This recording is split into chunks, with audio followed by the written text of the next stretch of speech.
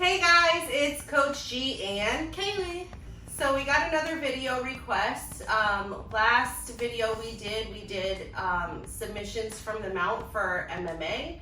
And off of that one, we got a request to do some submissions using the high mount and no gi, but not for MMA, for Jiu-Jitsu. So we do have a few more options there because we don't have the gloves getting in the way. So let's get started.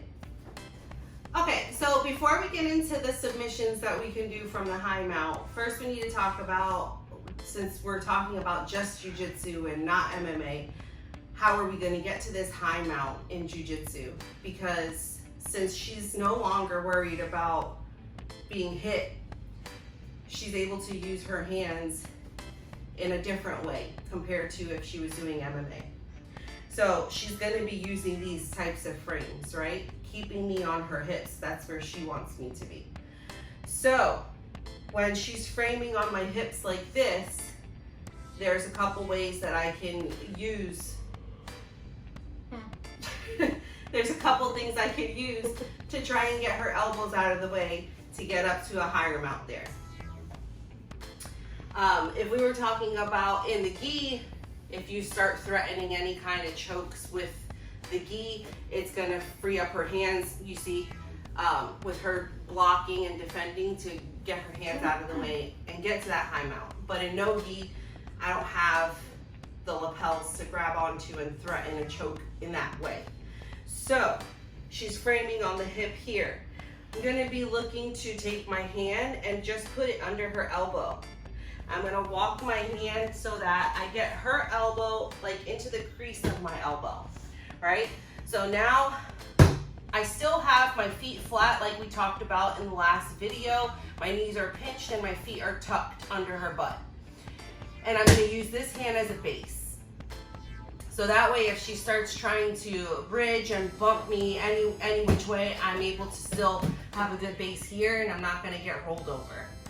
So now that I have my arm under her elbow, all I'm gonna be doing is walking my fingers along the mat. She's gonna be putting some resistance here, right?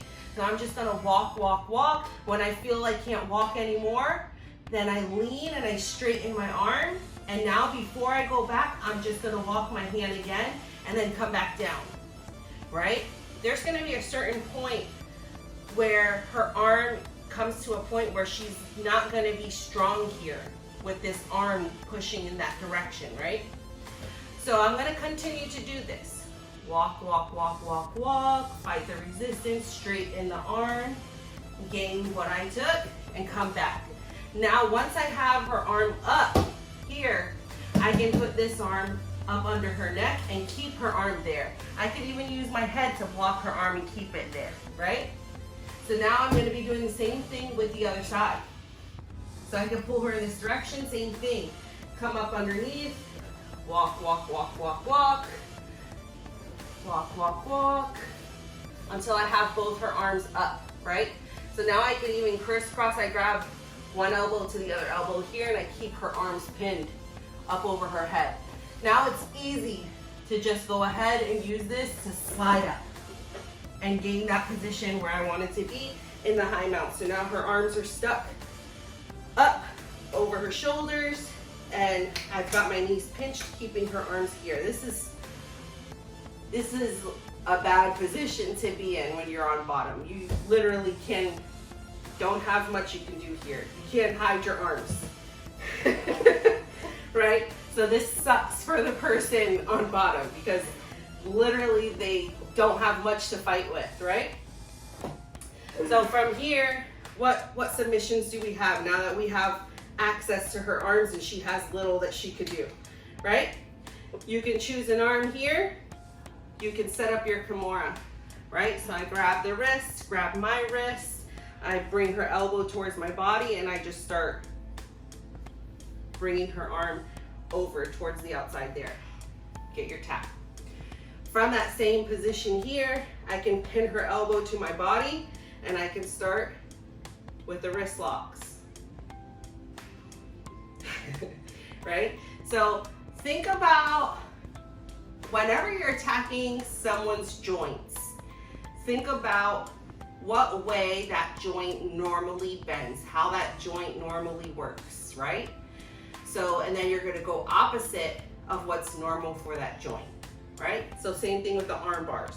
Her arm bends this way, but it does not bend this way. So that's why when you do an arm bar, you're going against the way that it wants to bend, right? So same thing with the wrist. So you can do the wrist lock, pushing down this way. You could do it pushing this way. Some people's wrists are more flexible than others, but as long as you put something to block the elbow so that you gain that force there and just start putting pressure, you get your tap. So we did Kimura, wrist lock, and of course you have your arm bars from here, right? So if I want to get my arm bar, I can choose whichever side I want to go. Hold on to the arm. I'm already close up to her head.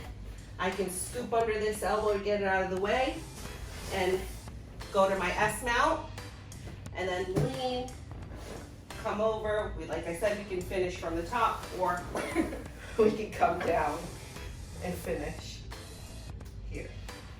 Thanks for watching, guys. I hope you enjoyed that video. If there's something you'd like to see in the next video, let us know down below. As always, make sure to like and subscribe. And we'll see you next time on the mats. Us.